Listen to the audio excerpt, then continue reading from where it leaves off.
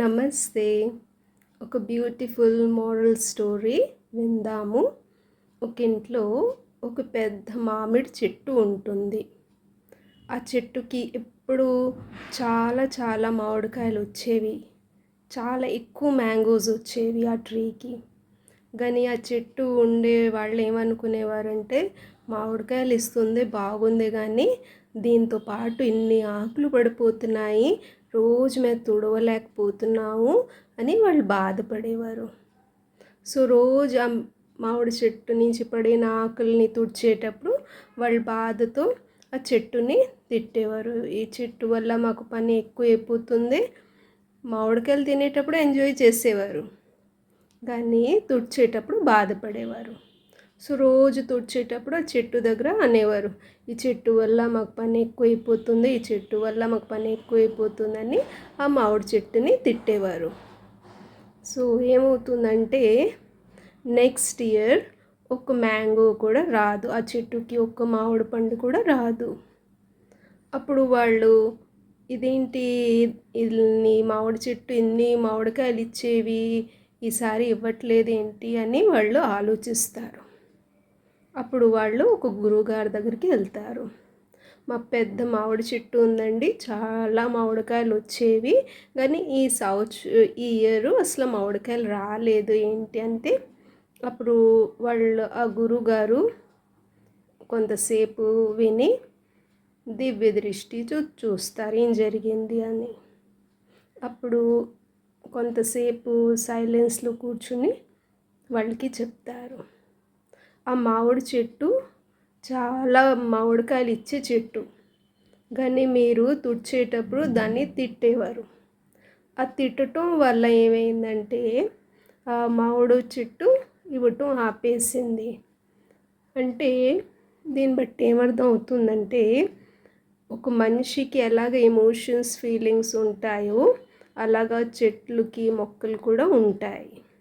So మనం దేన్ని తిట్టితే అవి ఆగిపోతాయి, అందులో నుంచి గ్రోత్ ఆగిపోతుంది, అవి ఇవ్వటం మానేస్తారు.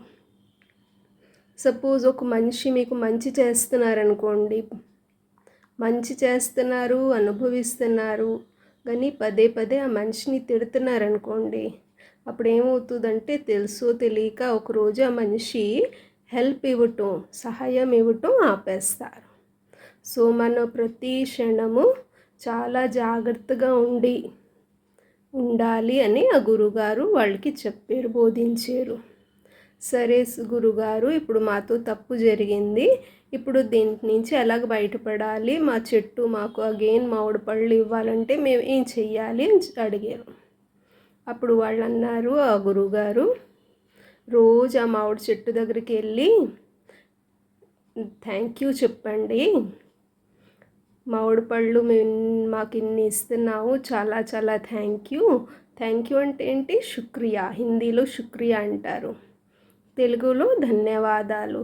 సో మామిడి చెట్టు దగ్గరికి రోజు వెళ్ళి ఒకసారి గట్టిగా హగ్ చేసుకుని, అంటే గట్టిగా పట్టుకుని ధన్యవాదాలు అని చెప్పి, మాకు ఇంత మామిడి పళ్ళు ఇస్తున్నావు, ఇంత మంచి టేస్టీ మామిడి పళ్ళు ఇవ్వటానికి నీకు చాలా చాలా థ్యాంక్ యూ అని మామిడి పళ్ళకి, ఆ మ్యాంగో ట్రీకి ధన్యవాదాలు చెప్పాలి. సో అలాగ మీరు ఒక నెల చేసిన చాలు, అది మామిడి పళ్ళు ఇస్తుంది అని గురుగారు చెప్పారు. సో గురుగారిని అడిగారు, ఎన్నిసార్లు చేయాలి అంటే అన్నారు గురుగారు, మీ వీలు బట్టి ఎన్నిసార్లు చేయగలిగితే అన్నిసార్లు చేయండి, మినిమం 2 times మార్నింగ్ ఈవినింగ్ చేయండి, బిఫోర్ 6 చేయండి, ఎందుకంటే 6 తర్వాత చెట్టుల్ని మొక్కల్ని పట్టుకోకూడదు, తాకకూడదు అని ఆ గురుగారు చెప్పారు. సో వీళ్ళు అలాగే ఒక 1 month వరకు ఆ మామిడి చెట్టు దగ్గరికి వెళ్ళి ధన్యవాదాలని చెప్పారు.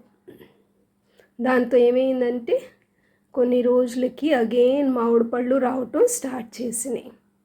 సో ఈసారి వాళ్ళ లైఫ్లో మార్పు వచ్చింది. వాళ్ళు ఎప్పుడు ఆకులు తుడిచేటప్పుడు చాలా సంతోషంగా క్లీన్ చేసేవారు, ఎందుకంటే వాళ్ళకి ఆ మామిడి పళ్ళు చాలా చాలా ఇష్టం. సో ఆ మామిడి పళ్ళు కావాలి అంటే వాళ్ళ తొడవటం కూడా ఇష్టంగా చేసేవారు. సో ఎంత మంచి నీతి కదండి. సో మన లైఫ్లో కూడా మన జీవితంలో కూడా అలాగా చాలా మంచి వాళ్ళు ఉంటారు. మన వాళ్ళు చేసే సహాయంని గుర్తించుకుని వాళ్ళకి కృతజ్ఞత థ్యాంక్ఫుల్గా ఉండి వాళ్ళకి టైం టు టైం మంచి ఆలోచనతో శుభభావన శుభకామన పంపించండి. ఎప్పుడు ఎవరిని దుఃఖం ఇవ్వకుండా ఎప్పుడు మంచి మనసుతో శుభభావన శుభకామన పంపిస్తే కూడా వాళ్ళు మీకు ఎప్పుడు సహాయంగా ఉంటారు. ఇంకా మీ మంచి కూడా జరుగుతుంది. ఐ హోప్ మీరందరూ ఈ మారల్ స్టోరీతో చాలా విలువైన లెసన్ ప్రేరణాదాయక స్టోరీ విని ఇన్స్పైర్ అయ్యే ఉంటారు. Thank you, శుక్రియా.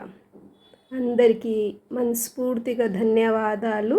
ఇంత ఓపికగా ఈ స్టోరీని విన్నారు. If you like the story, like, share and subscribe the channel. Shiv Motivation. Thank you.